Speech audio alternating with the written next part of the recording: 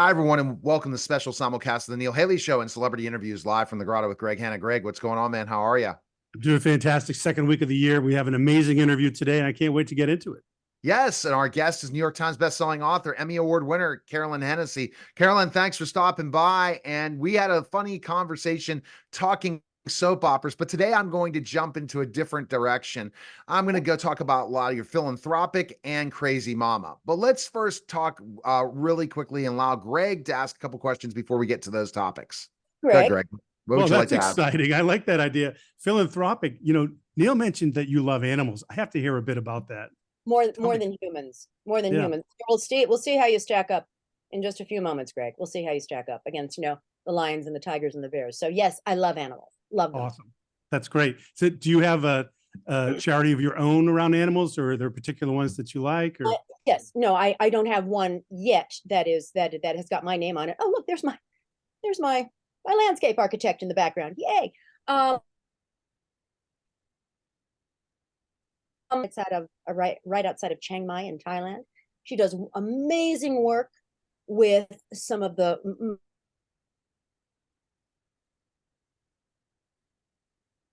Maine, which is the oldest animal and children rescue welfare organization in the United States. And I'm an ambassador for them, and I'm an ambassador for my Los Angeles zoo of the modern zoos and aquariums. We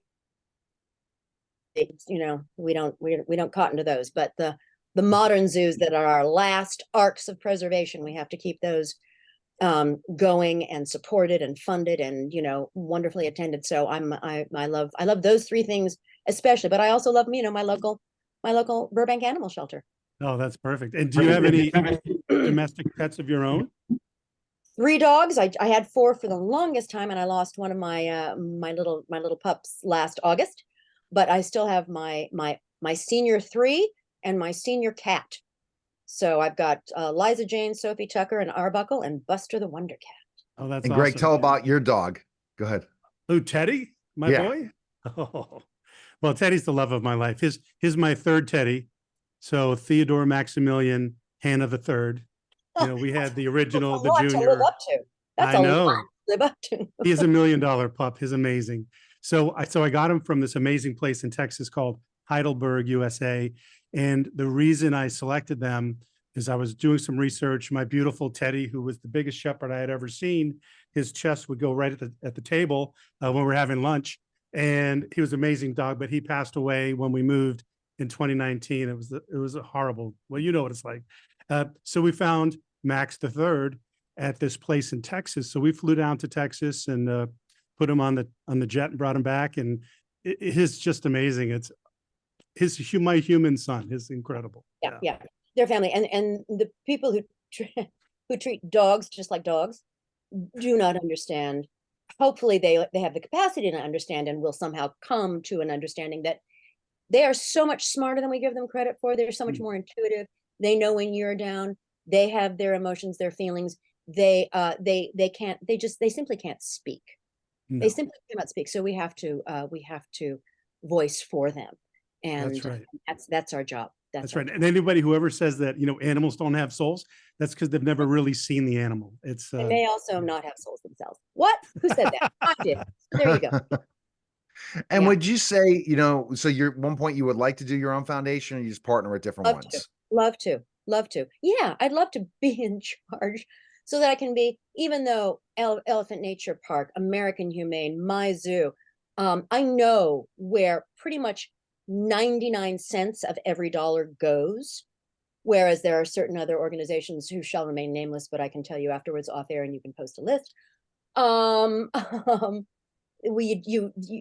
cents goes to the animals. 5 cents goes to the animals. And that's spread out over countrywide over many of the local organizations of this particular, whatever the Humane Service is. But I know where the money goes with these. And so, yeah, would I like to have a philanthropic organization where I know where every penny goes? You bet.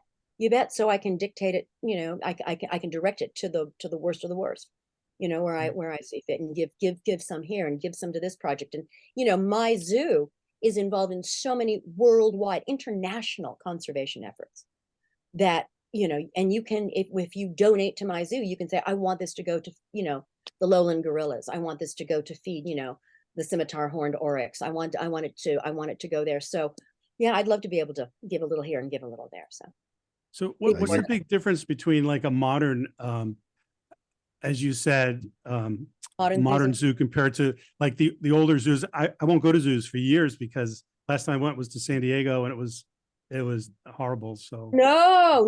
Well, I don't know when you went.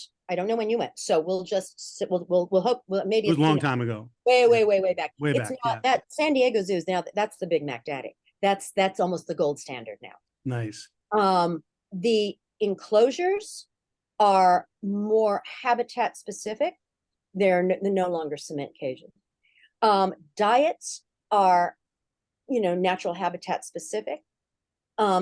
Positive reinforcement training, when there is training that needs to happen, which is there's no fear or threat based training that ever happens. And that's, by the way, that's everyone should, you know, train, keep their domestics with positive reinforcement training.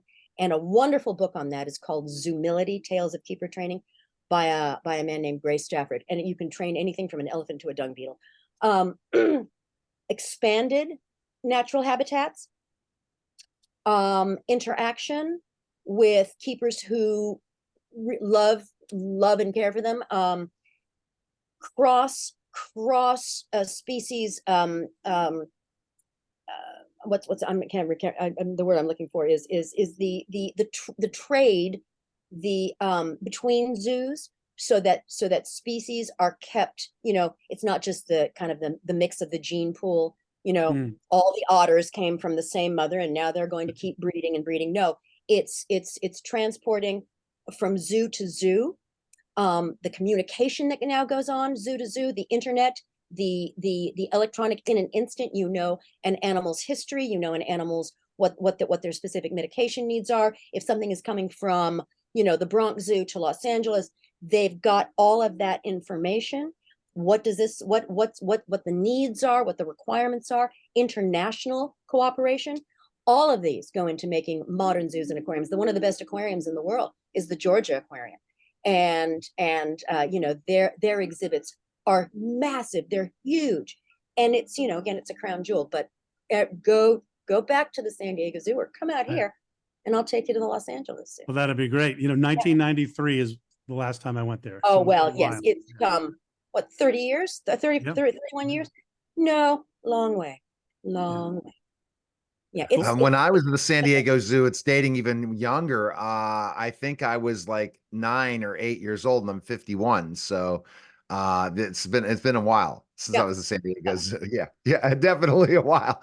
And I remember being on the camel, riding a camel in the San Diego Zoo at like 8 years old. I went to a San Diego Clippers game. So this is really dating things, right? Wow. And they beat the Los Angeles Lakers and the San Diego Clippers, and they had a very I think Bill Walton played in that game. So go figure. That's dating things of what I and I'm you know, I'm 51. I'm saying all this, but all right.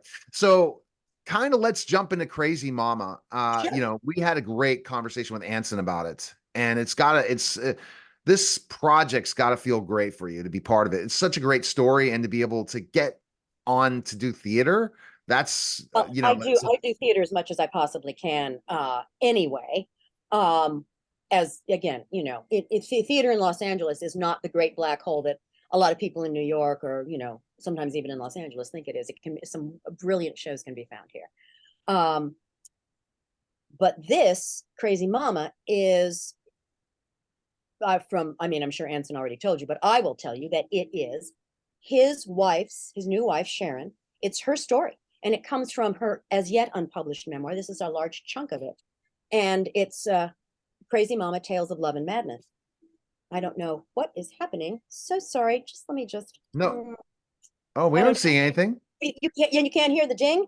No. Well, never mind. Good. I'll utterly ignore it then. Ding, ding. Keep going. Ding, no ding. It's the story. The story starts, and it's basically a 79-page monologue. It's a one-woman show, where I will play her and 12 other characters. Wow. For with a 15-minute act break and a guitarist off to the side. And it basically, the story starts when she's just turned 8 years old, and she comes, the school bus drops her off. She goes racing up her hill, skidding into her kitchen, hoping to get that last slice of 8-year-old birthday cake, eight birthday cake from the day before. And her mom is standing in the kitchen and has become, in the space of basically the morning, as far as she's concerned, at the age of 8, schizophrenic and violent. And, at the top of the play, I say, if you had been paying attention, you could see that there were cracks that ran miles ahead of the break. But at the age of 7.5, 6, 8, you don't see those as a child. So to her, it happened like that. And it's the next 2-3 years of her life with the one aunt that she can't stand, the one aunt that she loves, her father slowly kind of, losing his grip because he is in such depression and despair. Her brother, what's their relationship like? What's going to see her mom in this sanitarium, in this asylum? And everything that she goes through as an 8-year-old, just wanting her mom back. That's about, I would say that's about 5/8 of the play. It's about 3/4 of the play. The last quarter of the play is her as an adult, then going back to see her mom, because the schizophrenia, the voices, the suicide attempts, none of that took her mom.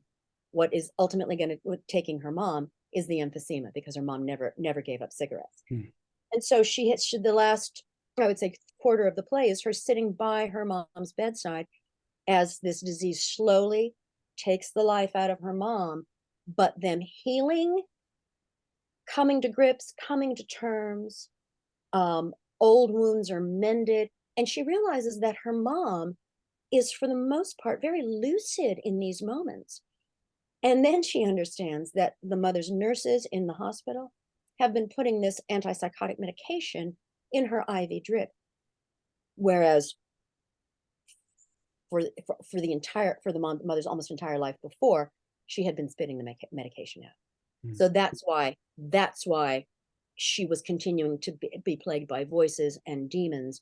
And so one of the morals of the play is the medication works if you take it. And so now she was, she had no choice but to take it. So now so much could be healed and repaired. And she said it was the last, those 2 weeks were the greatest 2 weeks of her life. And so hopefully we can get that across. It's a wonderful treatise on understanding mental illness and understanding. I totally do. It's just, can't wait to when you perform that. I think that Anson talked about it. It's not till, when is the performance? April 12th. April 12th. In Bethel Woods. So basically 3 months from now. 3 months from now. It'll be here before you know it. Time just flies too fast. That's for sure. Now, Greg has his final question, but I definitely love the whole aspect of really understanding mental illness and understanding that we can heal the brain, and we have to really more and more look to taking care of that mental illness and really make it a huge, yeah. And getting the people who need help, getting them that help. It's not just, are there policies in place? I don't know. Are there medical policies in place? You know what I mean? It's like, this really needs to be a big reform. Exactly. That has to happen. Especially for kids. All right, go ahead, Greg, with your final question. Wow, I'm so uplifted now after that, non-depressing discussion about crazy mama. No, that's amazing. That's going to be so good. Real quickly, I read a book by Dr. Perlmutter, I believe his name was, The Grain Brain, and he talks about the effects of sugar and carbs and all that stuff, that they are kind of linking back towards Alzheimer's and all these other horrible diseases. So that's just something that I just thought of when you were. Because again, all grain, all alcohol, it's all sugar based. And so this year for Christmas, I had a huge out here in Los Angeles. You guys come out next year. It's a big old candy party. Nothing but candy, and nothing but, and then some booze. So at the very end of it, I try and give as much away as possible. But I just realized, in fact, I woke up this morning and I went, I still have a lot of that candy left over. I've got to get rid of that. Not through the pie hole. I actually have to get rid of it because, you don't want to, I don't want that grain brain sugar fog. So. Yeah, exactly. Well, We're going to fantastic. stay in touch for sure. All right, Greg, go So ahead. this is it's been a real pleasure. I've really enjoyed speaking with you, too. Carolyn. Nice to meet you. Love to your dog. Oh, thank you. So I always ask our guests this question. It's for me, selfishly, so I can better improve myself. But for those people who hopefully have the opportunity to listen to you and to watch this show. So tell me, Carolyn, what do you feel is the most important thing in life you've ever learned? Oh, it's very simple. It's my mantra on a set, and it's my mantra off a set. And that is, my job is to make everyone else's job easier. But I can only do that when I am full up to the brim. Sometimes, you don't have to be full, but it's like, if you hire me as a friend, if you hire me as an actor, if you hire me as you know what I mean? It's like, if I'm in your world, then I know that I've got you trust me enough to be that for you. Therefore, my job is to make your job easier. Also, there is always room for everyone at all times at the top, period. And don't take anything personally, because nobody, they don't know you. Excellent. Thank you. And that's true. You got to make people's lives easier. That's the job of the media giant, to make everyone's life easy. How I put together this interview today, and behind the scenes as a producer. Hey, and I don't seem stressed at all. Well, I'm going to get a drink in about 5 minutes.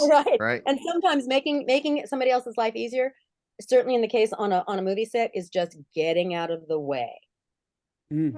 That's true. And I'm in my PJs too. So go figure. That's the life of the media giant. And I don't know if Greg has PJ pants on underneath his dress jacket, but that's me. That's what I Not love today. about us too. Very sharp. Very sharp, Greg. Yes. All right. Yeah, he's very sharp for sure. Appreciate it. Best place people can find info on you, latest things that are happening. You got all these projects and stuff people can check out. Carolyn Hennesy, short spelling of Hennessy, CAROLYN HENNESY.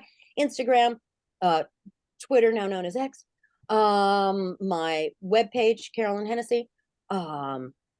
All those fabulous places. And we're going to start up a new podcast pretty soon. So I'll let you know. All right. We'll appreciate it. Thanks again. Thank you. Thank you. All right. That was a special simulcast of the Neil Haley Show and celebrity interviews live from the Grotto. Greg Hanna dies. Take care.